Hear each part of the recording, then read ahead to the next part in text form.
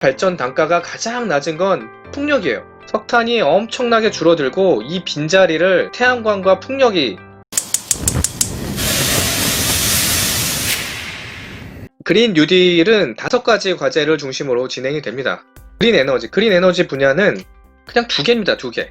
태양광과 풍력 중심으로 에너지 구조를 바꾸겠다는 건데 왜 태양광과 풍력일까요? 사실 이게 굉장히 좀 중요한 포인트인데, 왜냐면 2050년쯤 되면은 세계 전력의 절반을 풍력과 태양광으로 바뀔 거다라고 이미 이야기를 하고 있었습니다.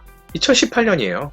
지금 2020년이 여기쯤에 있잖아요. 지금은 사실 석탄 발전의 비중이 굉장히 높습니다. 전 세계적으로. 풍력과 태양광은 요 정도밖에 안 되는데 석탄이 엄청나게 줄어들고 이 빈자리를 태양광과 풍력이 대체하게 될 것이다 라는 전망이죠. 그리고 참고로 이 천연가스 같은 경우는 지금의 비율 정도는 유지할 거라고 전망을 하는데, 이게 왜냐면 이 아무래도 재생에너지라는 거는 기후나 이런 환경에 따라서 전력 생산에 좀 변동성이 있잖아요.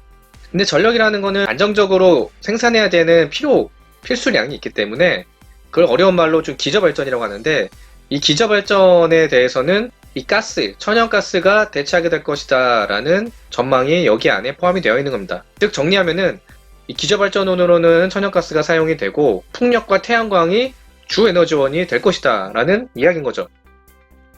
아니 근데 이게 만약 이렇게 되면 우리 에너지 가격 엄청 오르는 거 아니에요? 지금도 전기료가 그때 싸다고 안 느껴지는데 이게 더 비싸지는 거 아니냐, 이러한 걱정을 당연히 하게 되죠. 저는 이 장표가 아주 굉장히 충격적이었는데, 이게 뭐냐면 에너지원별 발전 단가입니다. 현재 에너지원별 발전 단가가 가장 낮은 건 풍력이에요. 그 다음이 태양광과 천연가스고, 우리가 그렇게 좋아하는 원자력은 발전 단가가 제일 높은 에너지원이 현재 이미 그렇다는 얘기입니다. 전 세계적으로 원자력에 대한 규제도 강해지고 사후 비용이 증가하면서 점점 늘고 있죠. 반면에 이 빨간색과 분홍색, 태양광이랑 풍력 같은 경우는 기술 발전에 의해서 발전 단가가 아주 급속도로 떨어졌다는 거예요. 그러니까 이제는 풍력이랑 태양광이 환경적인 면에서 뿐만이 아니라 경제성 면에서도 제일 좋은 발전 수단이 되었다는 얘기입니다.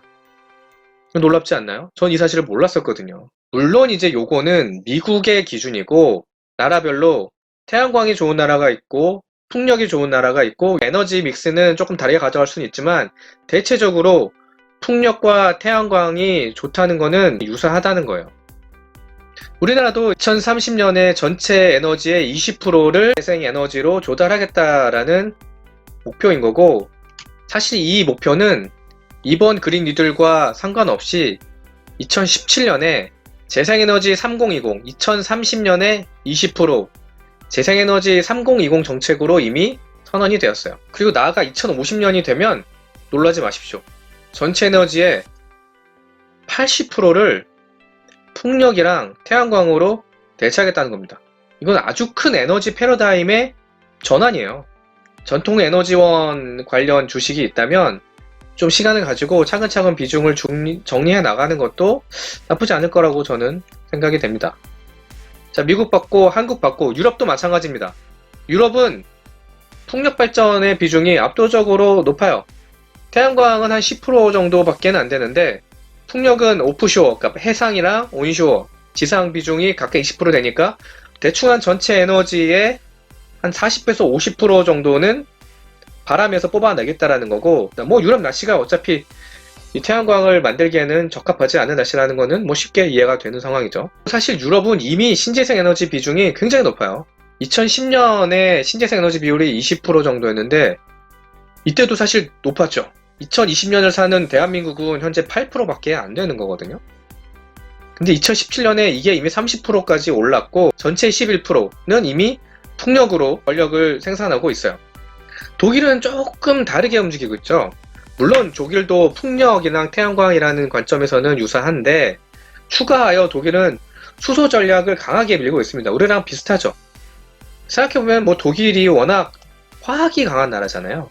화학이 강한 나라는 이 공정을 돌리다 보면은 발생하게 되는 수소가 있어요. 이거를 부생수소라고 하는데, 부생수소를 처리하면서 에너지를 만들 수 있는 게 바로 이 수소 인프라잖아요. 우리도 뭐 화학이 강한 나라다 보니까 수소 전략을 얼마 전에 발표를 했죠. 독일 주식시장에서 시가총액 1위 기업은 셉입니다. 2위가 어디냐면은 산업용 가스업체 린데라는 회사예요. 이 린데라는 회사가 왜 시가총액 2위가 됐냐면 얘네들이 액화수솔 기술과 수소 충전 기술에 아주 독보적 역량을 갖고 있어요. 이런 밸류를 인정받아서 사실 가스 하면은 아주 전통적이고 오래된 시가총액, 이 멀티플이 좋지 않은 회사여야 되는데 주시장에서 2위까지 치고 올라올 수 있었던 힘이 되었던 거죠. 수소라는 이 테마가 말이죠. 영국산입니다. 원래 계획은 10기가 정도 2030년까지 풍력 에너지를 하겠다라는 건데 이거를 40기가와트, 그러니까 원전한 40기 정도 수준으로 대폭적으로 상향 조정을 했죠. 점점 속도가 빨라지고 있어요. 그러니까 이 오르스테드라고 하는 이 덴마크의 풍력발전 회사가 주가가 올해 들어서 이렇게 엄청나게 폭발하는 모습을 나타낼 수 있었다는 겁니다. 그리고 이 관련 기업들 역시 밸류가 굉장히 증가했는데 이 핵심 장비인 터빈을 만드는 회사 1위가 베르타스라는 회사고 그 다음 2위 지멘스, 3위는 골드윈드인데 요거는 참고로 중국입니다. 이런 회사들의 주가도 보시면 이렇게 상승한 게 보이시죠? 세계는 이미 신재생 에너지로 옮겨가고 있다는 얘기예요. 이 속도는 점점 더 빨라지고 있고요. 그리고 국내에도 이 CS 윈드나 뭐 삼강 이벤트, 동구 SNC 이런 식의 풍력 관련된 주식들이 이미 주가가 많이 오르는 모습을 보여주었죠. 자, 풍력은 어찌됐건 글로벌리 가장 잘 나가는 전력 생산, 에너지 수단이 되고 있고 그러면 과연 태양광은 어떻느냐? 태양광은 아직도 사실 치킨 게임 중입니다. 이 치킨 게임에서 살아남은 회사들이 전부 다 중국 회사들이에요. 2019년의 순위를 보시면 다 중국이잖아요. 1위부터 10위까지 다 중국이고 유일하게 있는 중국 아닌 회사가 하나솔루션, 국내 회사 하나만 살아남고 있죠.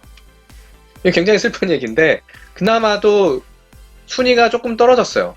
하지만 주가는 상당히 좋은 모습을 보여주고 있죠. 뭐 태양광이라는 게 약간 규모의 경제가 있어서 수익성에서 하나솔루션이 얼마만큼 중국 기업보다 우월한 모습을 보여줄지는 모르겠지만 뭐 어찌됐든 중국이 아닌 유일한 수익권의 이 태양광 업체인 만큼 앞으로도 이 주가 전망은 괜찮지 않을까 이런 생각이 좀 드네요. 그 다음으로 온실가스 배출에서 굉장히 중요한 게 수송 부문입니다. 수송 부문이 전체의 온실가스 배출량이 한 4분의 1 정도를 차지하고 있고 이게 또 왜 중요하냐면은 얘네들은 에너지 소비량보다 온실가스 배출 비중이 더 높아요. 그만큼 온실가스 배출 측면에서는 좀 더 비효율적이라는 거고 제일 먼저 나온 회사가 요 테슬라죠. 근데 아시는지 모르겠지만 테슬라의 비전은 사실 자동차 회사가 아닙니다. 테슬라의 비전은 지속 가능한 에너지로의 전환을 가속화하는 것이 바로 테슬라의 비전이에요. 테슬라는 그 하나의 수단으로서 자동차를 만들고 있는 거고 전기차를 판매하고 충전 인프라를 갖추고 배터리를 통해서 기존의 이 오일 중심의 이 수송 수단을 전기차로 바꾸겠다라는 비전 하나와 태양광 발전 설비를 만들고 태양광 거래, 요게 VPP라고 하는 하나의 이 태양광 섹터 산업인데 VPP 산업을 하고 설비를 제조를 해가지고 궁극적으로 요 두 개를 합쳐서 태양광 중심의 에너지로 전환을 조금 가속화하는 거고 그리고 나아가 테슬라를 조금 더 잘 이해하려면은 이 에너지 패러다임이 어떻게 전환되고 있는가 이 태양광 섹터와 이 풍력 섹터 중에 어떤 게 조금 더 전망이 좋은가 이런 거에 대해서도 조금 이해를 하면은 테슬라도 좀 더 잘 이해할 수 있을 것 같아요. 니콜라도 이 모터, 이 자동차를 만들겠다는 비전도 있지만 또 다른 비전의 하나가 에너지 컴퍼니로 자기들을 포지셔닝 하겠다라는 목표도 있어요.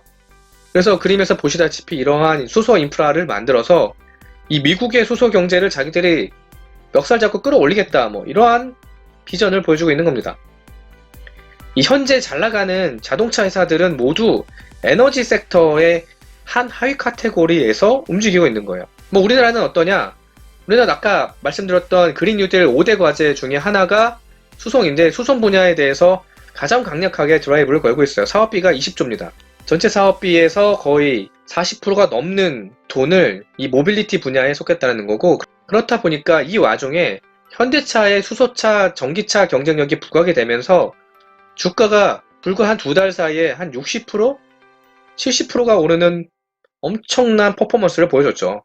또 때 맞춰서 이 수소차, 현대차의 수소차가 스위스에 40대 판매가 되었는데 이게 수소 트럭이 판매된 세계 최초 사례예요. 사실 현대차는 전 세계에서 수소차를 가장 잘 만드는 기업이에요. 가장 오랫동안 연구를 해왔고 이걸 양산할 수 있는 설비와 기술을 갖고 있는 넘버원 회사라는 겁니다. 그렇다 보니까 이 수소 트럭에서 가장 핫한 기업인 니콜라조차도 현대차와 협업을 원한다라는 러브콜을 보내고 있죠. 그만큼 현대차의 위상은 사실 수소차 관련해서는 독보적이고 현대가 이 수소차에 대해서 좀 더 잘 나가게 되면 이 관련된 회사들도 또 부품체들도 많이 좋아지겠죠. 특히 뭐 전장이나 운전장치 요거는 전기차와 같은 밸류를 공유할 수 있는 사업이라고 보면 수소차만의 별도의 장치들, 뭐 인프라라든가 저장장치, 연료전지 스택 관련된 이 주식은 수소차와의 밸류에 발맞춰 가지고 어떤 주가 변동이 이루어질 거예요. 그러니까 만약에 이런 회사에 투자하고 싶으시면 독일, 한국 중심의 수소 경제가 어떤 식으로 움직이고 있는지를 미리 공부를 하시면 상당히 도움이 되실 수 있을 거예요. 그리고 전기차 관련해서도 현대차의 경쟁력이 나쁘지 않습니다. 2018년만 해도 시장 점유율이 8위였는데 2019년에 탑 3로 올랐어요. 테슬라는 뭐 예외라고 치고 보면은 사실 중국의 BYD 다음으로 이 전기차를 많이 팔고 있는 기업이고 물론 이제 뭐 순위가 비등비등하긴 하지만 경쟁력이 상당히 높은 수준이라는 겁니다. 자, 이렇게 전 세계가 화석에서 재생에너지로 변환하고 있는데 코로나가 와가지고 이 에너지 전환이 조금 주춤해지는 게 아니냐라는 걱정도 했어요. 근데 이게 오히려 전환위복이 된 게 글로벌리 경제가 셧다운이 되고 각국이 정부 재정을 쏟아가지고 경기를 부양시키는 상황이 되니까 각국이 경기 부양이 핵심 수단으로 오히려 재생에너지에 더 많이 몰빵을 하고 있는 모습을 나타내고 있습니다. 유럽 같은 경우는 이 기존의 에너지에서는 이 화석 에너지에 미국에 밀렸는데 이 재생에너지는 자기네들이 주도권을 가져가고 싶다라는 생각을 하고 있고 그러니까 더 빨리 재생에너지로의 전환을 서두르고 있어요. 이 정부의 재정 지원을 통해서 말이죠. 그러면 기존의 이 석유 메이저들은 어떻게 되고 있냐? 뭐 작살났죠. 순이익이 엄청나게 줄고 있고 멀티플이 엄청나게 떨어지고 있습니다. 그러니까 이 중에서 몇몇 기업은 재생에너지로 조금 눈길을 돌리는 기업들이 있고 가장 대표적인 게 영국의 브리티시 페트롤리움이에요. 얘는 아예 그냥 석유 기업이 아니고 에너지 기업으로 자기들의 비전을 좀 바꾸겠다라고 하고 있고 주요 포트폴리오를 석유에서 재생에너지로 바꾸겠다는 얘기예요. 쉐브론도 리뉴얼블 에너지에 관심은 두고 있지만 500메가와트면 사실 그리 큰 규모는 아니고 그냥 포트폴리오 다변화 차원에서 조금 숟가락만 얻는 수준? 이렇게 보시면 될 거고 뭐 나머지 에너지 기업은 각각의 전략은 다른데 어떤 애는 그냥 석유에서 천연가스로 바꾸는 애들도 있고 나는 그냥 죽어라고 석유 하겠다 뭐 이런 애들도 있습니다. 얘네들의 10년 후 주가가 어떻게 될지는 한번 지켜봐야 될 상황인 것 같아요. 자, 이제 정리를 하면 화석에서 재생에너지로의 에너지의 전환이 급격하게 현재 이루어지고 있고 재생에너지는 크게 두 분야로 나눠질 수 있습니다. 수송과 발전 분야 중심으로 이러한 에너지 전환이 이루어지고 있는데 수송 분야에서는 전기차, 수소차가 각광받고 있는 상황이고 발전에서는 풍력과 태양광이 핵심이다. 다만 이제 독일과 한국 같은 경우는 수소 경제로도 상당히 좀 드라이브를 하고 있다. 이렇게 전체적으로 그림을 이해를 하시면 될 것 같고 자, 이런 맥락 하에서 알리100이라는 활동으로 이 글로벌 유수의 이 기업들은 재생에너지로의 전환을 적극적으로 추진을 하고 있고 그 중에 애플이라든가 BMW라든가 이런 기업들은 공급사들에 대해서도 100% 재생에너지를 사용한 부품을 납품해라 라고 요구를 하고 있다는 겁니다. 이 조건을 맞춘 회사와 조건을 맞추지 못한 회사 간의 밸류 차이가 나타날 거고 주식시장에 어떠한 식으로든 영향을 미칠 것이다 라고 생각을 하시면 될 것 같아요. 이러한 그림을 머리에 두고 앞으로의 산업 환경에 대해서 지켜보시죠.